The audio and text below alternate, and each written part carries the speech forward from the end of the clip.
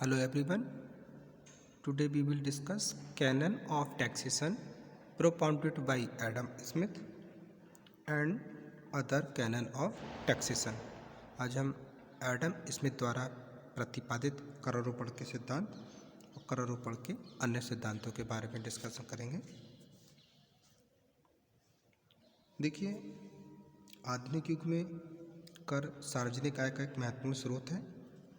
इसलिए सरकार को कर लगाते समय ये ध्यान रखना चाहिए कि उससे समाज पर किसी प्रकार का कोई बुरा प्रभाव ना पड़े। इसके लिए ये आवश्यक है कि कर किसी लॉ या प्रिंसिपल पर आधारित हो। कल्याणकारी राज्य की स्थापना के लिए कृत संकल्प सरकार को कर ढांचा इस प्रकार से प्लानिंग करना चाहिए कि वह जनता को अधिकतम संतुष्टि और न्यूनतम त्याग का भाव दे सके। अर्थविज्ञान ने समय समय पर करारोपण के सिद्धांत प्रस्तुत किए हैं, तो जिसमें हम पहले देखेंगे cannons of Adam Smith. Adam Smith ने अपनी बुक वेल्थ ऑफ नेशन में करारोपण के 4 प्रिंसिपल बताए हैं, जिसमें पहला है कैनन ऑफ इक्वालिटी, समानता या न्यायशीलता का सिद्धांत। एडम स्मिथ के शब्दों में प्रत्येक राज्य की प्रजा को सरकार के पालन पोषण के लिए जहाँ तक पॉसिबल हो अपना कंट्रीब्यूशन अपनी योग्यताओं के अनुसार देना चाहिए। इस प्रिंसिपल के अकॉर्डिंग लोगों पर कर इस प्रकार लगाना चाहिए जिससे सभी करदाताओं पर समान भार पड़े। अर्थशास्त्रियों ने इस समानता शब्द के संबंध में बड़ा मतभेद है। वाकर एवं कुछ अन्य अर्थशास्त्रियों के अनुसार समानता का अर्थ अनुपातिक करारोपण से है, जबकि अगर सेलिगमैन के अनुसार देखें तो इसका मतलब प्रगतिशील प्रणाली से है। वास्तव में इस सिद्धांत में न्याय का अंश अथवा समान त्याग की भावना समाहित है। समानता से हमें ये अर्थ नहीं लगाना चाहिए कि प्रत्येक व्यक्ति को कर इक्वल क्वांटिटी में देना है, मतलब समान मात्रा में देना है, बल्कि इसका मीनिंग हमें ये लगाना चाहिए कि जो धनी वर्ग है उस पर अधिक कर लगाया जाए और निर्धन व्यक्ति पर कम कर लगा जाए।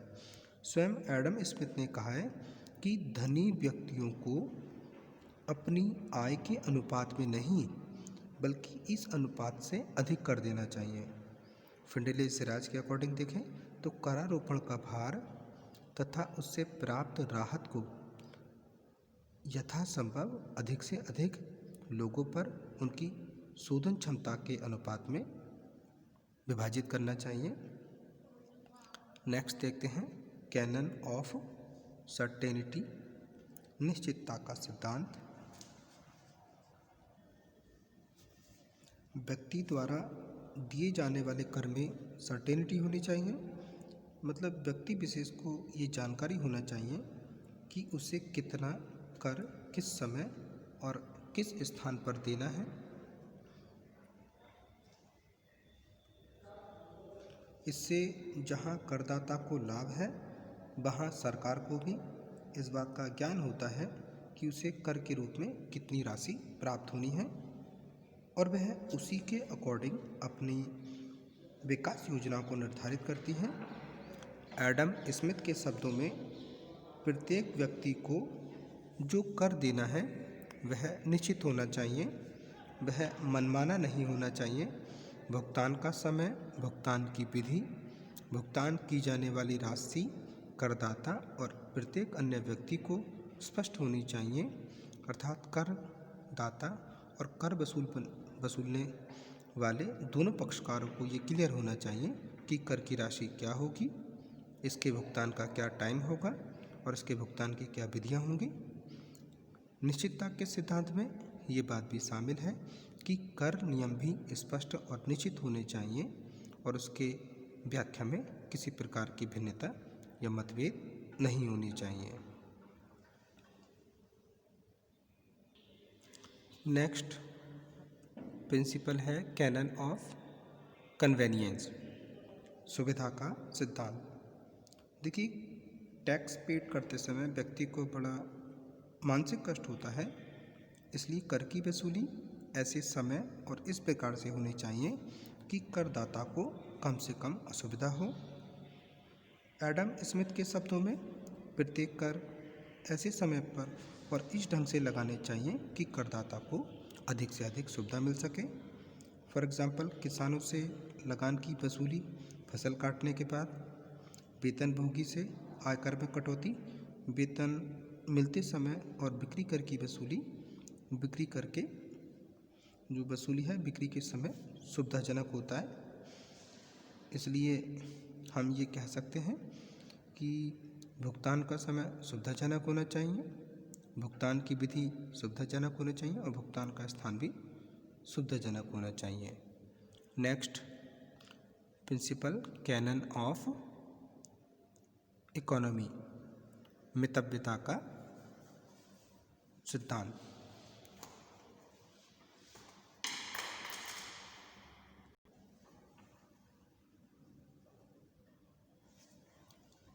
देखिए, एडम स्मिथ के शब्दों में हम देखें तो प्रत्येक कर की रचना इस प्रकार की जाए कि लोगों की जेब में से निकलने वाली राशि में और सार्वजनिक कोष में पहुंचने वाली राशि में कम से कम डिफरेंस हो। दूसरे शब्दों में हम कह सकते हैं कि कर इस टाइप का होना चाहिए जिसे वसूल करने में कम से कम व्यय हो, ताकि प्रजा से वसूली हुई राशि का अधिक से अधिक भाग सरकारी कोष में आ जाए। इसी प्रकार J.K. मेहता ने लिखा है कि करारोपण एक उत्पादन प्रक्रिया है और इस कारण उत्पादन क्रिया में यथासंभव मितव्यता बरतनी चाहिए। डाल्टन ने इसके सिद्धांत को स्पष्ट करते हुए, सिद्धांत का जो महत्व है उसको स्पष्ट करते हुए लिखा है कि सर्वोत्तम कर प्रणाली वह है जिसके अंतर्गत कर वसूलने की लागत एकत्रित आय के अनुपात में न्यूनतम हो। अगर हम एडम स्मिथ के सिद्धांतों की आलोचना की तरफ देखें तो ये पता चलता है कि समानता के सिद्धांत को छोड़कर बाकी जो तीनों कैनन्स हैं, तीनों प्रिंसिपल हैं, ये प्रिंसिपल ना होकर केवल प्रशासनिक आदेश हैं। यही कारण है कि आधुनिक जो राजस्व शास्त्री हैं उन्होंने एडम स्मिथ के सिद्धांतों की आलोचना करते हुए, श्रीमती हिक्स ने लिखा है कि अपने सार्वजनिक आय के अध्याय में एडम स्मिथ ने करारोपण के 4 सिद्धांत बताए जिनको उतनी प्रसिद्धि नहीं मिली, मतलब जिनको उतनी प्रसिद्धि मिली जिनके भी योग्य नहीं थे, जबकि उनमें उस समय प्रचलित विचारों का प्रतिबिंब मात्र था। लेकिन अगर गहनता से हम अध्ययन करें तो ये कह सकते हैं कि ये प्रिंसिपल राजस्व के मूल आधार हैं और वित्त निर्देशक सिद्धांतों में इनका महत्वपूर्ण स्थान है। प्रोफेसर फिंडले सिराज ने इस सिद्धांत की प्रशंसा करते हुए लिखा है कि जो सफलता एडम स्मिथ को करारोपण के सिद्धांतों को संक्षिप्त करके सरल और स्पष्ट रूप में रखने में मिली है, उतनी सफलता किसी अन्य विज्ञान को नहीं मिली है। आज भी एडम स्मिथ द्वारा प्रतिपादित सिद्धांतों का इतना महत्व है कि वित्त मंत्री को यदि इसका ज्ञान नहीं है तो वह वित्त मंत्री नहीं हो सकता। अब हम देखते हैं अदर कैनन ऑफ टैक्सेशन। जैसे फर्स्ट है कैनन ऑफ प्रोडक्टिविटी, उत्पादकता का सिद्धांत। तो देखिए, इस सिद्धांत का प्रतिपादक जो विचारक थे वो थे बेस्टेबल। उनके अनुसार सरकारों को करों से प्राप्त होने वाली आय इतनी सफिशिएंट होनी चाहिए कि वह उसकी सभी आवश्यकताओं की पूर्ति कर सके। नेक्स्ट, कैनन ऑफ इलास्टिसिटी, लोचता का सिद्धांत। तो देखिए, इस सिद्धांत का प्रतिपादन भी बेस्टेबल द्वारा किया गया। उनके अनुसार कर प्रणाली फ्लेक्सिबल होनी चाहिए, लोचदार होनी चाहिए, मतलब करारोपण का स्ट्रक्चर ऐसा होना चाहिए कि कर से प्राप्त होने वाली आय को आवश्यकता अनुसार घटाया या बढ़ाया जा सके। वर्तमान में राज्य के कार्यों में डे टू डे जो ग्रोथ हो रही है, इसलिए उन कार्यों को संपादित करने के लिए कर प्रणाली ऐसी होनी चाहिए कि अधिक धन की आवश्यकता के बिना किसी कठिनाई से प्राप्त किया जा सके।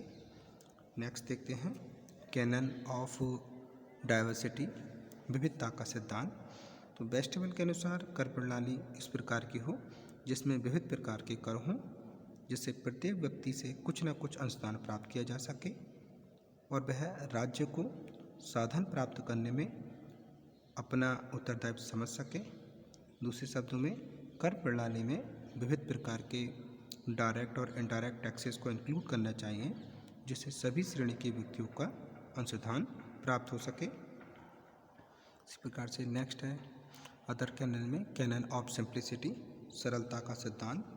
तो देखिए इस सिद्धांत का जो प्रतिपादन किया था वो थे आर्मिटेज स्मिथ। इस सिद्धांत के अनुसार सरलता का मतलब ये है कि कर प्रणाली इस प्रकार की हो जिससे नॉर्मल व्यक्ति सरलता से उसको समझ सके। यदि व्यक्ति अपने कर दायित्व का स्वयं अनुमान नहीं लगा सकता और उसे वकीलों से सलाह लेनी पड़े, तो ये नेचुरली कह सकते हैं कि करदाता सरकार से असंतुष्ट होगा और ये कर चोरी का प्रयास करेगा, जिससे सरकार की आय में कमी आएगी। सरलता का मतलब यही है कि कर अधिकारी भी कर प्रणाली को ठीक से समझा सके और उन्हें उसे व्यवहार में लाने में किसी प्रकार की कोई कठिनाई ना हो। नेक्स्ट कैनन देखते हैं, कैनन ऑफ यूनिफॉर्मिटी, एक रूपता का सिद्धांत। एक रूपता का मतलब होता है देश की समस्त कर प्रणालियों में होमोजेनिटी होनी चाहिए, एक रूपता होनी चाहिए।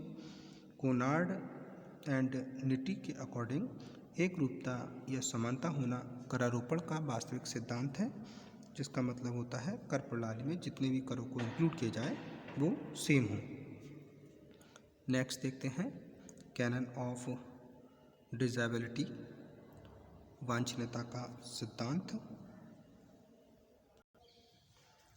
प्रजातांत्रिक देशों में इस सिद्धांत का काफ़ी महत्व है। इस सिद्धांत पर ये जो सिद्धांत होता है इस बात पर जोर देता है कि प्रत्येक कर लगाने का कोई न कोई औचित्य होना चाहिए और इसे स्पष्ट रूप से समझाना चाहिए, वरना क्या होगा, जनता किसी विशेष को अनावश्यक भार समझ सकती है। नेक्स्ट है कैनन ऑफ कोऑर्डिनेशन, समन्वय का सिद्धांत। इस सिद्धांत के आधार पर कर प्रणाली में एक ही सरकार के विभिन्न करों और विभिन्न सरकारों के करों में इस प्रकार का समन्वय कोऑर्डिनेशन बना रहना चाहिए, जिससे किसी एक वस्तु, आय या संपत्ति पर अनुचित रूप से पुनः कर ना लग सके। आज की वीडियो के लिए इतना ही। Thank you very much students.